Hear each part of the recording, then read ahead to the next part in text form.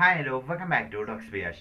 അപ്പോൾ ഓരോ IPL season തുടങ്ങുമ്പോഴും ഇന്ത്യക്കാർക്കും അതുപോലെ തന്നെ ഇന്ത്യൻ ക്രിക്കറ്റ് ഫാൻസിനെല്ലാം വളരെയധികം ഒരു സന്തോഷം അല്ലെങ്കിൽ ഒരു സെലിബ്രേഷൻ പോലെയാണ് അവരത് കാണുന്നത്.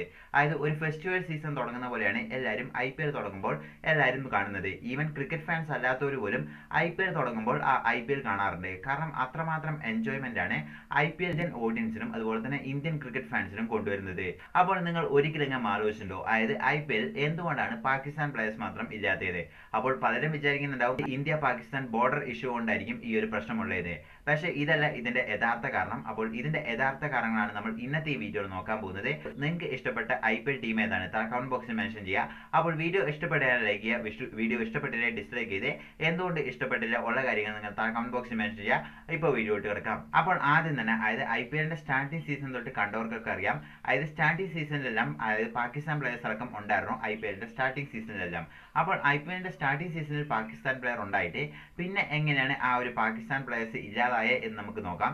അപ്പോൾ ആദ്യം തന്നെ അതായത് ഇപ്പോൾ 2008 IPL സ്റ്റാർട്ട് ചെയ്യുന്നത്.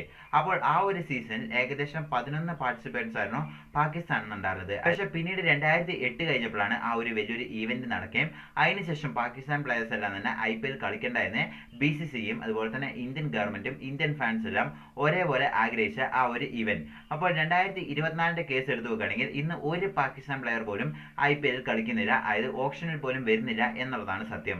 അപ്പോൾ ഇവര് എന്തുകൊണ്ടാണ് കളിക്കാത്തത് എന്ന് പലർക്കും ഒരു സംശയം ഉണ്ടാവും. അപ്പോൾ എന്തുകൊണ്ടാണ് ഇവർ ബാൻ ചെയ്തത് എന്ന് നമുക്ക് നോക്കാം. അപ്പോൾ നമ്മൾ ആദ്യം തന്നെ പറഞ്ഞല്ലോ, അതായത് 2008 സീസണിൽ 11 പാകിസ്ഥാൻ പ്ലെയേഴ്സ് ഈ IPL കളിക്കാൻ വേണ്ടി ഉണ്ടായിരുന്നു.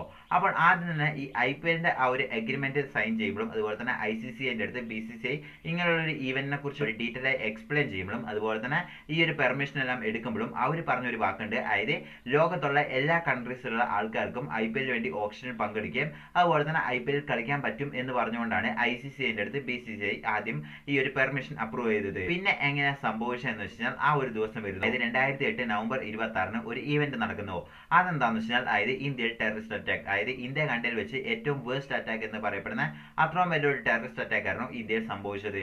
അപ്പോൾ ആ ഒരു സമയത്ത് ഏകദേശം 5 സ്ഥലത്തിനെ ടാർഗറ്റ് ചെയ്തിട്ടായിരുന്നു പാകിസ്ഥാനിൽ വന്ന ടെററിസ്റ്റ് എല്ലാം അങ്ങനെ അറ്റാക്ക് ചെയ്യുകയും അതിനുശേഷം ഇന്ത്യയിലുള്ള ഏകദേശം 174 പേര് മരണപ്പെടുകയും ആ 174 പേരിൽ 20 പേര് ഫോറിനേഴ്സും അതുപോലെ തന്നെ 20 പേര് സെക്യൂരിറ്റി ഗാർഡ്സുമായിരുന്നു. അതിനു പുറമെ ഏകദേശം 300 പേരോളം അതായത് ഇഞ്ചുറി ആകുകയും ചെയ്തു. അപ്പോൾ അവർ ടെററിസ്റ്റ് അറ്റാക്ക് ചെയ്തതിൽ ആ 10 പേര് അറ്റാക്ക് ചെയ്തതിൽ മാക്സിമം ഏറ്റവും വലിയൊരു പോയിന്റ് എന്ന് പറയുന്നത് താജ് ഹോട്ടലായിരുന്നു.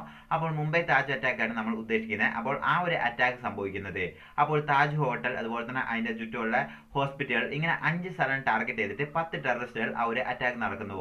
അപ്പോൾ ഈ ഒരു അറ്റാക്കിൽ അതായത് ഏകദേശം 3 ദിവസത്തോളം വലിയൊരു ഓപ്പറേഷൻ തന്നെയായിരുന്നു കൺട്രോൾ ചെയ്ത് വരാൻ വേണ്ടി ഏകദേശം ഇന്ത്യൻ ഗവൺമെന്റിന് 3 to 5 ദിവസം എടുത്തു എന്നാണ് പറയപ്പെടുന്നത്. അപ്പോൾ ഈ ഒരു ദിവസം കഴിഞ്ഞ് ഇപ്പോൾ പിന്നീടുള്ള ഇന്ററോഗേഷനിലാണ് വ്യക്തമാകുന്നത് അവർ പാകിസ്ഥാനിൽ നിന്ന് വന്ന തീവ്രവാദികളാണ്. അപ്പോൾ ഇതിനെ തുടർന്ന് ഇന്ത്യൻ ഫാൻസും അതുപോലെ തന്നെ ഇന്ത്യൻ ഗവൺമെന്റ്, ഇന്ത്യൻ മീഡിയ അതുപോലെ തന്നെ ഈവൻ BCCI വരെ ഏറ്റവും കൂടുതൽ ഫയർ ആയി എന്ന് പറയാം. അതായത് ഇന്ത്യയിലുള്ള ആൾക്കാരെല്ലാം തന്നെ അതായത് പാകിസ്ഥാനിൽ നിന്ന് ഇത്രയും വലിയൊരു അറ്റാക്ക് നടത്തി കഴിഞ്ഞപ്പോൾ ആർക്കും തന്നെ ഒട്ടും അതായത് ഒരു ആൾക്കും തന്നെ ദഹിക്കാൻ പറ്റിയ ഒരു വിഷയമായിരുന്നില്ല. അപ്പോൾ അതിനെ തുടർന്ന് ഇന്ത്യ എന്നുള്ള ട്രേഡ് അങ്ങനെയുള്ള എല്ലാ കാര്യങ്ങളും അതായത് കൂടുതലും ഡ്യൂട്ടി എല്ലാം കൂട്ടിയും അതുപോലെ തന്നെ കുറെ കാര്യങ്ങൾ ബ്ലോക്ക് ചെയ്യും, ഇങ്ങനെ പല രീതിയിലുള്ള തീരുമാനങ്ങൾ ഇന്ത്യൻ ഗവൺമെന്റ് ആ ഒരു അറ്റാക്കിന് ശേഷം എടുക്കുകയായിരുന്നു. അങ്ങനെ ആ ഒരു അറ്റാക്കിൽ സംഭവിച്ചതാണ് ഈ ഒരു പാകിസ്ഥാൻ പ്ലേയേഴ്സിന്റെ ബാനും. അതായത് 2008 സംഭവിച്ച ആ ഒരു അറ്റാക്കിന് ശേഷം 2009 IPL ആയപ്പോൾ തന്നെ BCCI വിചാരിക്കുന്നു അതായത് ഇനി പാകിസ്ഥാൻ പ്ലേയേഴ്സ് ആരും തന്നെ IPL കളിക്കേണ്ടതാണ്. അങ്ങനെ BCCI എടുത്താണ് ഈ ഒരു ഉറച്ച തീരുമാനം. അപ്പോൾ ഉണ്ടായിരുന്ന ഗവൺമെന്റ് കൂടെ അതിനെ സപ്പോർട്ട് ചെയ്ത് അങ്ങനെയുള്ള ഉറച്ച തീരുമാനം എടുക്കുകയും പിന്നീട് വന്ന പാകിസ്ഥാൻ പ്ലേയേഴ്സ് അതായത് ഓരോ ആൾക്കാരെല്ലാം തന്നെ IPL ഓപ്ഷനിൽ എപ്പോഴേലും പങ്കെടുക്കാൻ താല്പര്യം കാണിച്ചിട്ടുണ്ടെങ്കിലും പക്ഷെ അവരൊന്നും സോൾഡ് ആക്കുകയും അവരൊന്നും ആരും അതായത് അവരൊന്നും തന്നെ ഒരു ഫ്രാഞ്ചൈസിയും എടുക്കാതെ ഇങ്ങനെ മനഃപൂർവ്വം നാണം കെടുക്കി വിടുന്ന പോലെ തന്നെ BCCI ഒരു പെർമനന്റ് ബാൻ തന്നെയായിരുന്നു പാകിസ്ഥാൻ പ്ലേയേഴ്സിന് കൊടുത്തത്.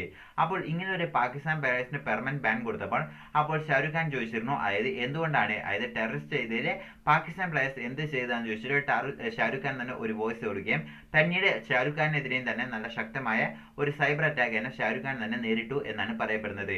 അപ്പോൾ ഇങ്ങനെയാണ് ഇവരുടെ പെർമനന്റ് ബാൻ ആദ്യം സംഭവിച്ചത്. പക്ഷേ ഇന്നും അതായത് ഇന്നത്തെ ഫാൻസ് എല്ലാം വിചാരിക്കുന്നു അതായത് അന്നത്തെ ടെററിസ്റ്റ് അറ്റാക്ക് അതായത് ക്രിക്കറ്റ് ഫാൻസിനെല്ലാം തന്നെ വളരെയധികം ഡിസപ്പോയിന്റ്മെന്റ് ആണ്, അതായത് അവരും കളിക്കണം എന്നാണ് പറയുന്നത്. പക്ഷേ ഇതുകൊണ്ട് ICCIക്കും വലിയൊരു ലാഭമുണ്ട് എന്നുള്ളതാണ് സത്യം. അതിന്റെ കാരണം എന്താണെന്ന് വെച്ചാൽ ഇപ്പോൾ പാകിസ്ഥാൻ പ്ലേയേഴ്സ് ഇന്ത്യയിൽ കളിക്കാത്തതുകൊണ്ട് തന്നെ അതുപോലെ തന്നെ പാകിസ്ഥാൻ പ്ലേയേഴ്സും ഇന്ത്യൻ പ്ലേയേഴ്സും തന്നെ ഒരു ഈവന്റുകൾ അതായത് ICC വലിയ വലിയ ഈവന്റുകൾ അല്ലാണ്ട് ചെറിയ ചെറിയ ഈവന്റുകളൊന്നും തന്നെ ഇവർ പങ്കെടുക്കാൻ എടുക്കാത്തതുകൊണ്ട് തന്നെ ഇന്ത്യ വേഴ്സസ് പാകിസ്ഥാൻ എന്ന് പറയുന്ന ഒരു മാച്ച് അല്ല, അതൊരു ഇമോഷനായി തന്നെ മാറിയിരിക്കുന്നു.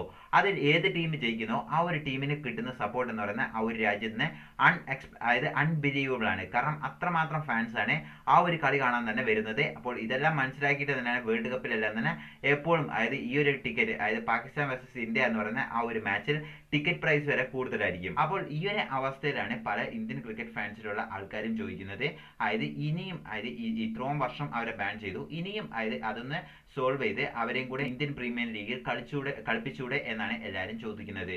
അപ്പോൾ നിങ്ങളുടെ അഭിപ്രായം എന്താ? കമന്റ് ബോക്സിൽ